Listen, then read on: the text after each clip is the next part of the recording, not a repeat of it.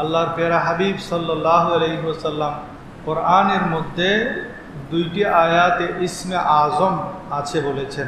তার থেকে একটি আয়াত হলো সূরা আল ইমরানের প্রথম 2 আয়াত। কোরআনের মধ্যেও ইসমে আজমের কথা আছে, যে ইসমে আজম দিয়ে দোয়া করলে সমস্ত দোয়া কবুল হয়। হাদিস শরীফের মধ্যেও অনেকগুলা ইসমে আজমের কথা আছে। হযরত খিজির আলাইহিস সালাতু ওয়াস সালামের একটি ইসমে আজম আছে। সুলাইমান আলাইহিস সালাতু ওয়াস সালামের যুগে হযরত আসিফ বিন বরখিয়া উনি একটি ইসমে আজম পড়েছেন। এই ধরনের প্রায় 11টি ইসমে আজম নিয়ে আজ আমি সংক্ষেপে আলোচনা করার চেষ্টা করব। ওমা তৌফিক ইল্লা বিল্লাহ। গরিব এবং অভাবীদের ইসমে আজম। আমরা অধিকাংশ মানুষ গরিব, অভাবী, তাদের জন্য ইসমে আজম কোনটি?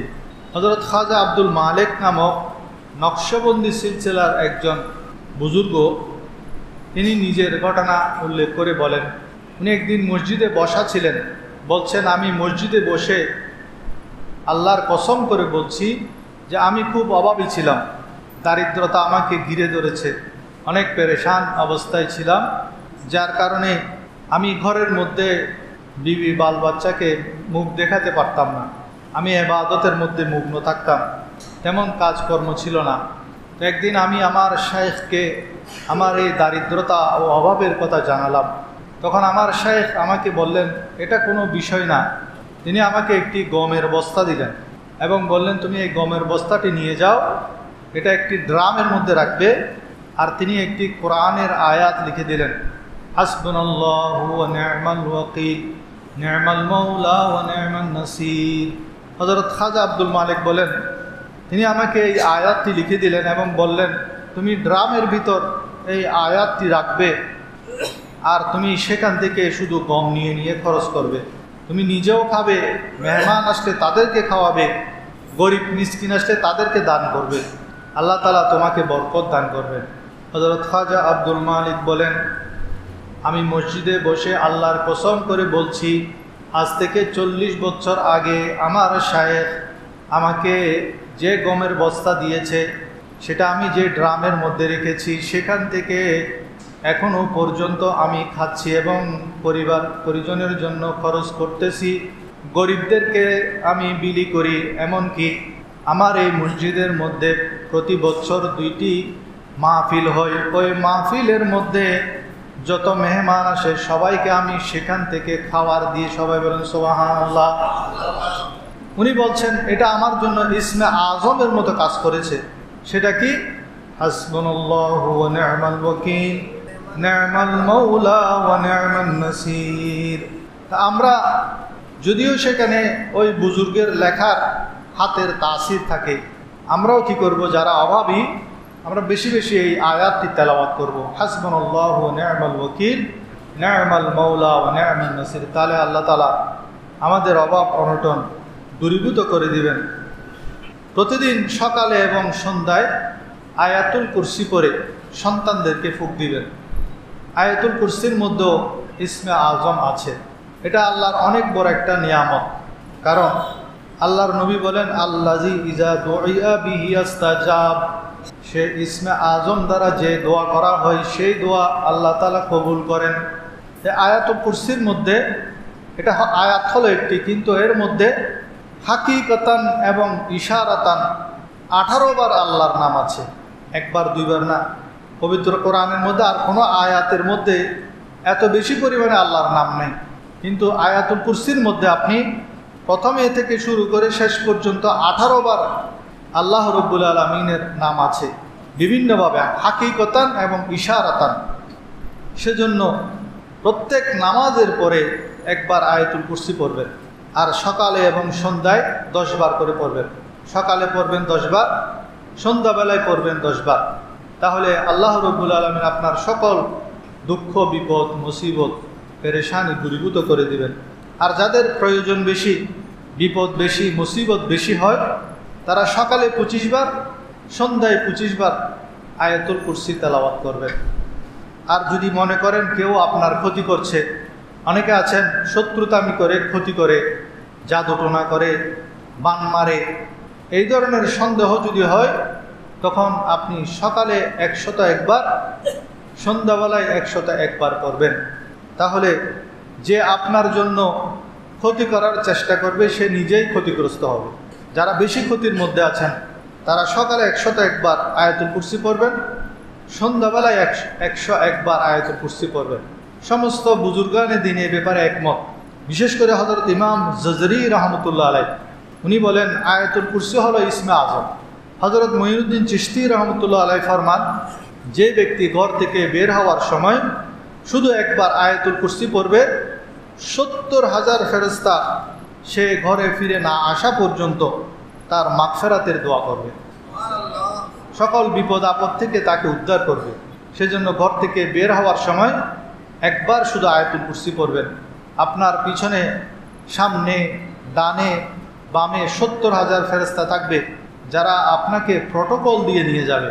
এমনকি কেউ যদি ঘরে প্রবেশ করার সময়, হযরত মুঈনুদ্দিন চিশতি রহমতুল্লাহ আলাইহ, আজমিরি সঞ্জারি রহমতুল্লাহ আলাইহ বলেন, ঘরে প্রবেশ করার সময় যদি একবার আয়াতুল কুরসি পাঠ করে তাহলে সেই ঘর থেকে সকল অভাব অনটন আল্লাহ তাআলা দূর করে দিবেন। সবাই বলেন সুবহানাল্লাহ। আয়াতুল কুরসি পারেন না আপনারা? অধিকাংশ মানুষ পারে। বের হওয়ার সময় একবার পড়বেন, ঢোকার সময়। হাদিস শরীফের মধ্যে অভাব থেকে মুক্তি হওয়ার জন্য আরেকটি আমল আল্লাহর প্যারা হাবিব এক সাহাবীকে দিয়েছেন। বলছে তুমি যখনই ঘরে প্রবেশ করবে সালাম দিবে। দিনে যদি আপনি ঘরে 10 বার আসেন, বাইরে গেছেন, বাইরে থেকে যখনই ঘরে প্রবেশ করবেন সালাম দিবেন। আর যখন ঘরে কেউ থাকবে না তখন প্রিয় নবীজিকে সালাম দিবে। আল্লাহর নবী বলে তখন তুমি আমাকে সালাম দিবে। বিসমিল্লাহি ওয়াসসালাতু ওয়াসসালামু আলা রাসূলিল্লাহ, বিসমিল্লাহ বলে সালাম দিয়ে ঢুকবেন।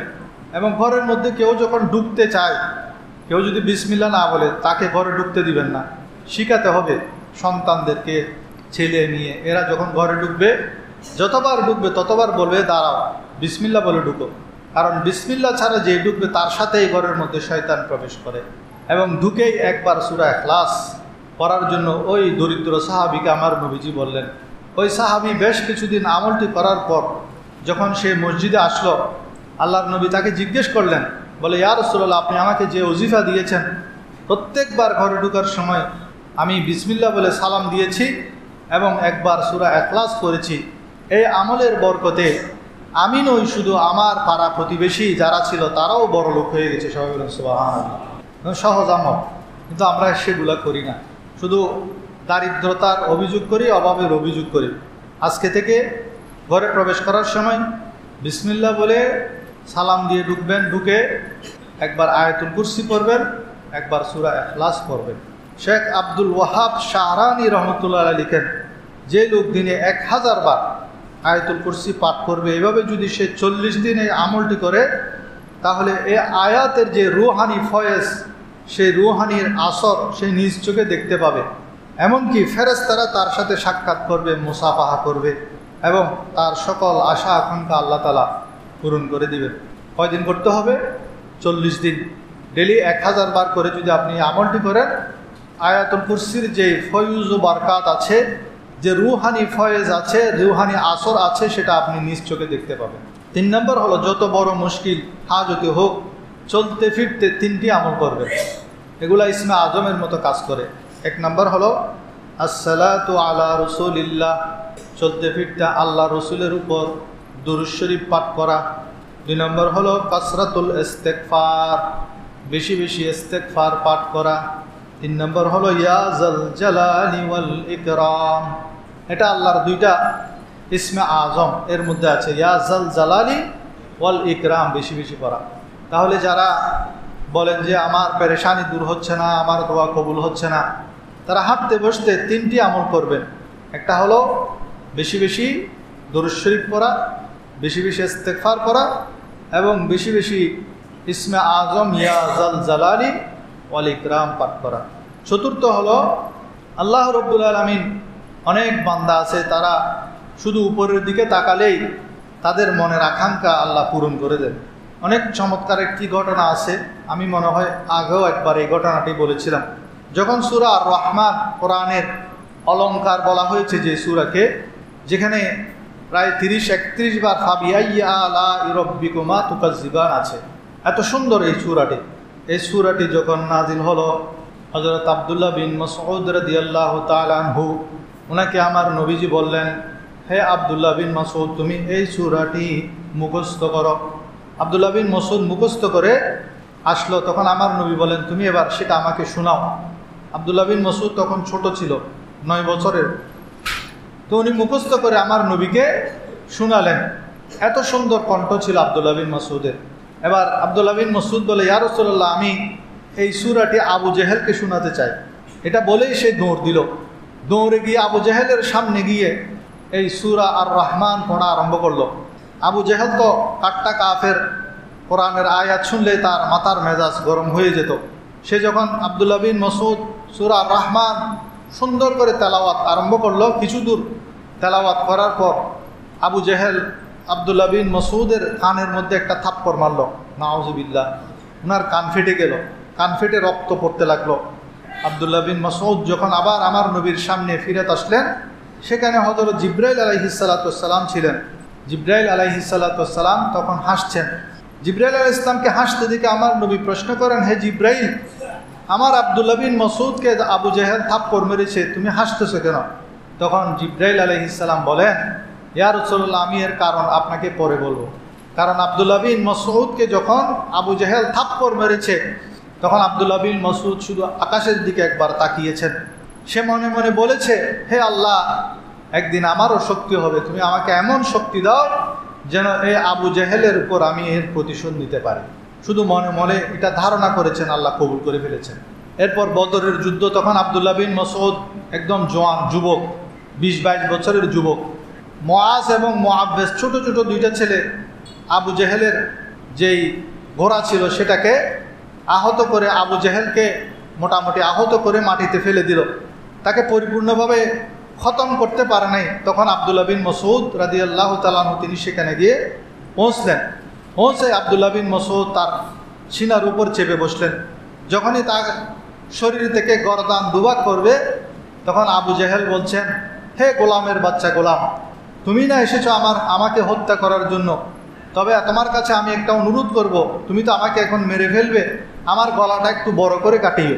আমি তো আরবদের সর্দার, সেজন্য আমার মাথাটা যাতে বড় দেখা যায়, আমার গলাটা একটু বেশি করে কাটিও। মৃত্যুর সময় অহংকার করতেছে।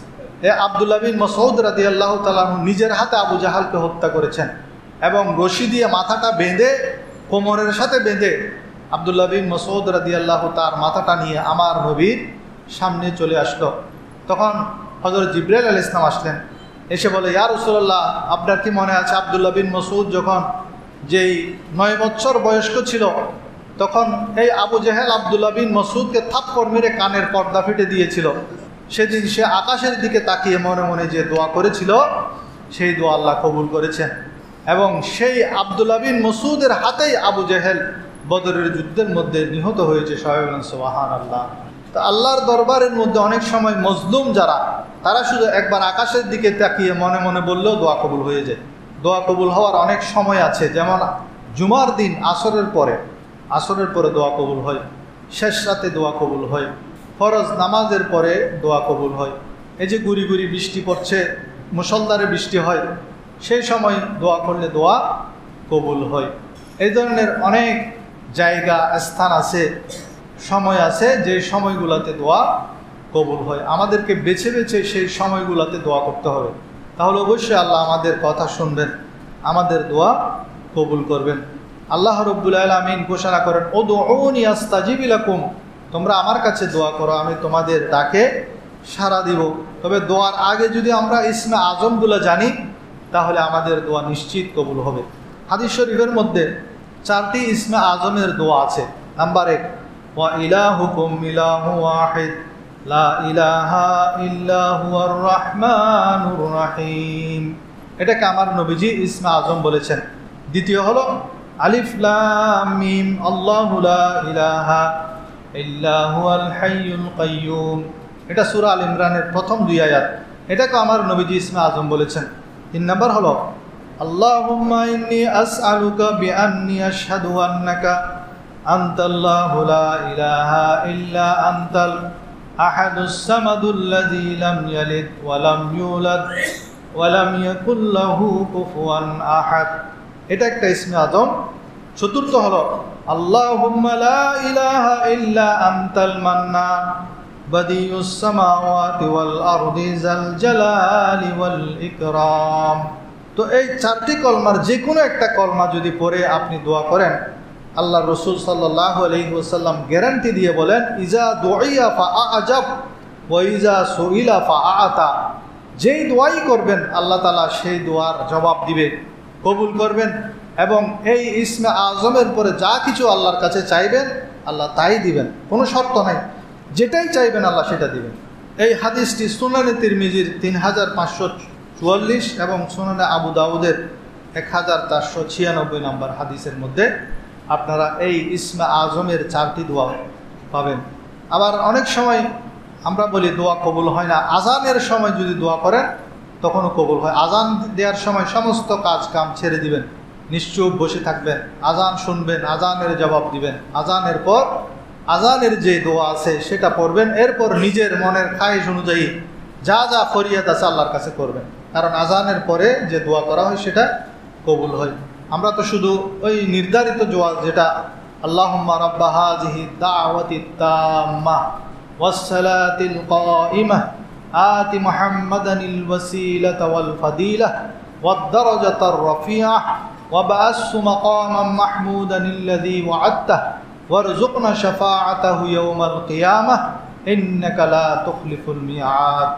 এটা হলো আজানের দোয়া। এরপরে আবার আপনার মনের অনেক আশা আকাঙ্ক্ষা আছে না, সেগুলোর জন্য আল্লাহর কাছে নিজের ভাষায় দোয়া করবেন, তাহলে দোয়া কবুল হবে।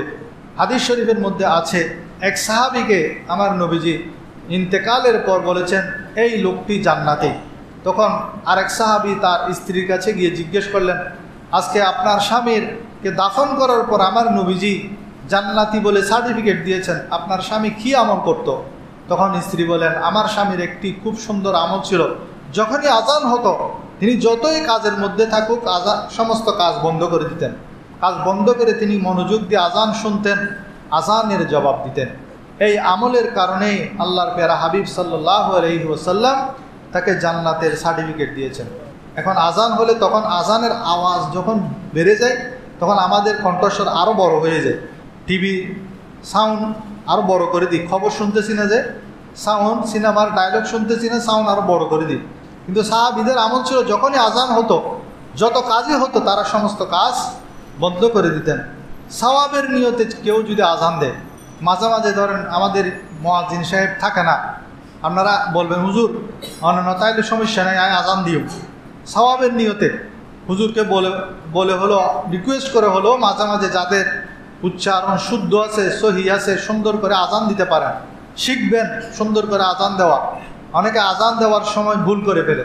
সেদিন আমাদের সেখানে একজন, উনি কোনো সময় সেরকম আজান দেয় না, কিন্তু একদিন আজান দিচ্ছে দেখছি উচ্চারণে সব ভুল, গ্রামাটিক্যালও ভুল। আশহাদু আন্না মুহাম্মাদার রাসূলুল্লাহ, উনি বলছেন আশহাদু আন্না মুহাম্মাদুর রাসূলুল্লাহ। আমরা লা ইলাহা ইল্লাল্লাহ মুহাম্মাদুর রাসূলুল্লাহ, সেখানে মুহাম্মাদুর আছে, কিন্তু আজানের মধ্যে আন্না শব্দটি আন্না থাকার কারণে মুহাম্মাদার হবে, উনি সেখানে মুহাম্মাদুর রাসূলুল্লাহ বলতেছেন। তারপর আল্লাহু আকবার হবে যে আল্লাহু আকবার আল্লাহু আকবার, বার যখন টেনে পড়বে তখন সেটা অর্থ পরিবর্তন হয়ে যায়। আল্লাহু আকবার অর্থ হলো আল্লাহ মহান, আল্লাহ বড়। আর যখন আল্লাহু আকবার বলা হবে, বাটাকে টেনে বলা হবে, তখন বলা হবে এটার অর্থ হয়ে যাবে আল্লাহ ঢোল। আকবার অর্থ হলো ঢোল, নাউজুবিল্লাহ। আল্লাহকে আমরা ঢোলের সাথে তুলনা করে ফেলি। সেজন্য আগে শুদ্ধভাবে শিখবেন, তারপর আজান দেওয়ার চেষ্টা করবেন। যারা মসজিদে আসেন তারা অন্তত মাঝে মাঝে আজান দেওয়ার সওয়াবের নিয়তে আজান দেওয়ার চেষ্টা করবেন। এর ফজিলতকে আল্লাহর প্যারা হাবিব বলেন, কেউ যখন আজান দেয় সওয়াবের নিয়তে, সে যখন মৃত্যুবরণ করে খবরের মধ্যে তার শরীরটাকে কোনো পোকামাকড়ে খায় না। আজকে আমি যখন মসজিদে ঢুকছি তখন আমার মুরব্বী উনি সবার আগে এসে বসে আছেন, উনি ওনাদের কোন একজন লোকের কথা বলতেছেন। কয় বছর পরেও বছর পরে দেব, 6 বছর পরে লাশ যেতা হাই দেন মনে নাই। দীর্ঘদিন পর কবর খুঁড়ছে, সেখানে দেখে যে একদম তরতাজা লাশ। তো যারা সওয়াবের নিয়তে মাঝে মাঝে আজান দিবেন, আপনাদের শরীর পোকামাকড়ে খাবে না এবং তাদের মৃত্যুটা হবে শহীদি মৃত্যু। এমনকি আল্লাহর প্যারা হাবিব বলেন, যখন আজান দেওয়া হয়, আজানের শব্দ দেওয়ার সাথে সাথে শয়তান পশ্চাৎবায়ু ত্যাগ করতে করতে বীরে রাওহা নামক স্থানে পৌঁছে যায়। মদিনা থেকে বীরে রাওহা, এটা 36 মাইল দূরে বীরে রাওহা নামক স্থানে। তো এখান থেকেও এই মসজিদে যখন আজান দিবে, এখান থেকে 36 মাইল দূরে শয়তান পালিয়ে যাবে। সেজন্য মসজিদের আশেপাশে যাদের ঘর বাড়ি আছে তারা অনেক সৌভাগ্যবান। যখন আজান দিবে জানালা খুলে দিবেন ভালো করে, আজানের শব্দ যাতে ঘরের মধ্যে প্রবেশ করে। যে ঘরের মধ্যে আজানের শব্দ 5 ওয়াক্তে 5 বার প্রবেশ করবে, সেই ঘরের মধ্যে আপনার ভয় লাগবে না। কারণ হযরত আদম আলাইহিস সালাম যখন সর্বপ্রথম শ্রীলঙ্কার মধ্যে আল্লাহ তাআলা জান্নাত থেকে পাঠালেন, উনি ভীত সন্ত্রস্ত হয়ে গেলেন। তখন আল্লাহ জিব্রাইলকে পাঠালেন। জিব্রাইল আলাইহিস সালাম এসে দুনিয়ার জমিনে সর্বপ্রথম আজান দিয়েছেন। জিব্রাইল আজান দেওয়ার পর থেকে আদম আলাইহিস সালামের ভয় ডর সব দূরীভূত হয়ে গেল। সবাই বলেন সুবহানাল্লাহ। সেজন্য ঘরের মধ্যেও যদি ভয় লাগে, আজান যখন হবে ওই ঘরের জানালা খুলে দিবেন যাতে আজানের শব্দ ঘরের মধ্যে প্রবেশ করে। টিভি থাকলে তা বন্ধ করে দিবেন, আওয়াজ বন্ধ করে দিবেন, মনোযোগ দিয়ে শুনবেন। আজান যেই শব্দগুলো বলছেন মুয়াজ্জিন, সেই শব্দগুলো মুখে মুখে রিপিট করবেন। এবং ছোট ছোট বাচ্চাদেরকেও আজান শোনার সময় চুপ করিয়ে দিবেন, বলবেন চুপ চুপ আজান শোনো, আজান শোনো। প্রতিদিন যখন বলবেন সে অভ্যস্ত হয়ে যাবে, তাহলে সে আর রাত্রে ঘুমের মধ্যে ভয় পাবে না। হযরত আলী রাদিয়াল্লাহু তাআলা আনহুকে একদিন আমার নবীজি পেরেশান হালতে দেখলেন। ও যে, হে আলী, তোমার পেরেশানি কেন? ইয়া রাসূলুল্লাহ, অনেক পেরেশানি। তখন আমার নবীজি বলছেন, তুমি যখন পেরেশান হবে তখন ঘরবাসীদেরকে বলবে তোমার কানের মধ্যে আজান দেওয়ার জন্য। তা আলী রাদিয়াল্লাহু বলেন, এরপর থেকে আমি যখনই কোনো কারণে পেরেশান হতাম, দুঃখিত হতাম, তখনই আমি ঘরের মধ্যে আমার ঘরের লোকদেরকে বলতাম আজান দেওয়ার জন্য। তারা যখন আজান দিত, তাদের আজানের শব্দে আমার মনের সমস্ত পেরেশানি দূরীভূত হয়ে যেত। সবাই বলেন সুবহানাল্লাহ। সেজন্য আমরা কোনো ফ্ল্যাট বাসা কিনলে প্রথমে দেখব আশেপাশে মসজিদ আসে কিনা, মসজিদের আজানের ধ্বনি ওই ঘরের মধ্যে আসে কিনা, সেটা দেখে সেটা প্রথমে প্রায়োরিটি দিবেন। এরপরে স্কুল, কলেজ, হাসপাতাল, বাজার এগুলো পরে দেখবেন।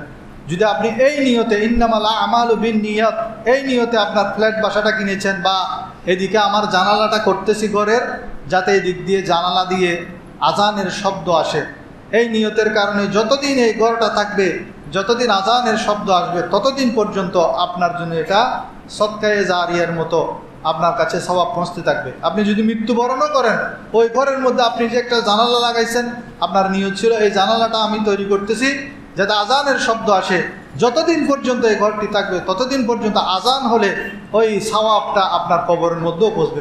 সুবহানাল্লাহ। সেজন্য নিয়ত করতে হবে।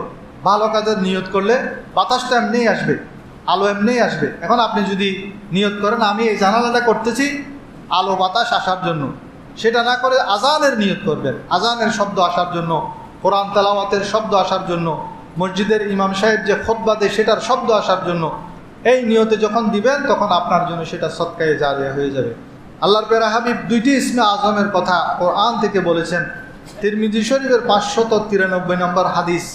এলাকা এক লোক দোয়া করার সময় আল্লাহর প্রশংসা ছাড়া দোয়া করলো, আল্লাহর হাম করে নাই, নবীর উপর দরুদ পড়ে নাই। তখন নবী করিম সাল্লাল্লাহু আলাইহি ওয়াসাল্লাম বললেন, এ তাড়াহুড়া করেছে। কারণ দোয়ার আগে আমাদের দোয়া কবুল হওয়ার জন্য প্রথম শর্ত হলো আল্লাহর প্রশংসা করতে হবে। সেই প্রশংসার মধ্যে ইসমে আজমও যাতে থাকে, বাধ্যতামূলক ইসমে আজম। ইসমে আজম অন্য কিছু মনে না থাকলেও ইয়া জাল জালালি ওয়াল ইকরাম অথবা ইয়া হাইয়ু ইয়া কাইয়ুম, একদম সংক্ষেপ, এগুলো ইসমে আজম। অথবা ইয়া আরহামার রাহিমিন, এই তিনটা মনে থাকবে না? ইয়া জাল জালালি ওয়াল ইকরাম, ইয়া হাইয়ু ইয়া কাইয়ুম, ইয়া আরহামার রাহিমিন। অথবা তাও যদি না পারেন, দোয়া ইউনুস পারেন না, লা ইলাহা ইল্লা আনতা সুবহানাকা ইন্নী কুনতু মিনাজ জালিমিন, এগুলো হলো ইসমে আজম। এগুলো দিয়ে আপনি মোনাজাত শুরু করবেন, এরপর দরুদ শরীফ পড়বেন, তারপর নিজের যত চাওয়া পাওয়া আছে সব আল্লাহর দরবারে বলবেন। তো ওই সাহাবী দোয়া শুরু করেছে, আল্লাহ আমি অসুস্থ, আমাকে সুস্থতা দান করুন। ডাইরেক্ট প্রথমে আল্লাহর যে দোয়ার একটা প্রটোকল আছে, যেমন আপনি একজন প্রধান শিক্ষকের কাছে যদি একটা দরখাস্ত দেন, সর্বপ্রথম সম্মানিত প্রধান শিক্ষক অমুক স্কুল, এরকম মাননীয় সম্মানিত, এই কথাগুলো বলি না, দোয়া এটা হলো একটা দরখাস্ত। দোয়ার আগে আল্লাহর প্রশংসা করতে হবে, আমার নবীর উপর দরুদ পড়তে হবে, তারপর দেখবেন আপনার দোয়া কবুল হবে। এরপর হযরত আব্দুল্লাহ বিন মাসউদ রাদিয়াল্লাহু তাআলা আনহু আসলেন। উনি ঠিক যেই রকম দরখাস্ত যেরকম সেই নিয়মে দোয়া করলেন। প্রথমে আল্লাহর প্রশংসা করলেন, দরুদ শরীফ পড়লেন, ইসমে আজম পড়লেন। ইসমে আজম করে তিনি যখন দোয়া করতেছেন, আমার নবী আব্দুল্লাহ বিন মাসউদকে বলতেছেন, সাল তো ওতা, তুমি চাও, আল্লাহর কাছে চাও, আল্লাহ তোমাকে দিবেন। কারণ তুমি দোয়ার যে প্রটোকল, যে নিয়ম সেটা অনুসরণ করেছ, আল্লাহ অবশ্যই তোমাকে দিবেন। সবাই বলেন সুবহানাল্লাহ। সেজন্য আমাদেরও দোয়া কবুল করানোর জন্য আল্লাহর কাছে প্রথমে আল্লাহর প্রশংসা করতে হবে ইসমে আজমের মাধ্যমে এবং দরুদ শরীফের মাধ্যমে। সূরা বাকারার 163 নম্বর আয়াতে আমার নবীজি বলছেন ইসমে আজম আছে। সেখানে ইসমে আজম কি? আর রহমানুর রহিম, ওয়া ইলাহুকুম ইলাহু ওয়াহিদ লা ইলাহা ইল্লা হুয়ার রহমানুর রহিম। সূরা বাকারার 163 নম্বর আয়াত। আমি বলতেছি, মনে রাখবেন, ঘরে গিয়ে কোরআন শরীফ খুলে লিখে রাখবেন এগুলো ইসমে আজম। এরপরে সূরা আল ইমরানের 1 এবং 2 নম্বর আয়াত, যেটা আমি খুতবার শুরুতে পড়েছি, আলিফ লাম মিম আল্লাহু লা ইলাহা ইল্লা হুয়াল হাইয়ুল কাইয়্যুম। তাহলে ওই আয়াতের মধ্যে লা ইলাহা ইল্লা হুয়া আর রহমানুর রহিম আছে, আর এখানেও আছে লা ইলাহা ইল্লা হুয়াল হাইয়ুল কাইয়্যুম আছে। তাহলে এখানে হাইয়ুল কাইয়্যুম, ওখানে আর রহমানুর রহিম। এখানেও লা ইলাহা ইল্লাহু, ওখানেও লা ইলাহা ইল্লাহু। তাহলে কমন আছে কি? লা ইলাহা ইল্লাহু। সেজন্য অনেকে বলেন এই 2 আয়াতের মধ্যে ইসমে আজম হলো লা ইলাহা ইল্লাহু, লা ইলাহা ইল্লাহু।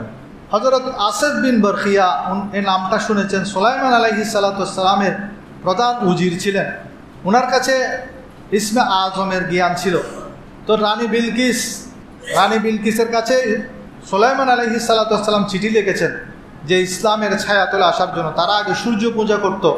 তো রানী বিলকিস তার সভাসদদের সবাইকে নিয়ে সুলাইমান আলাইহিস সালাতু ওয়াস সালামের দরবারে আসছেন, অতি নিকটে এসে গেছেন। এমন সময় সুলাইমান আলাইহিস সালাতু ওয়াস সালাম বললেন যে রানী বিলকিস যখন আসবে এখানে এসে আমার সিংহাসনের পাশে তাকে বসাবো। তার জন্য একটা তো চেয়ার দরকার, সিংহাসন দরকার। এখন সে যদি এসে দেখে তার সিংহাসনটা আমার পাশে, তাহলে সে কি হবে?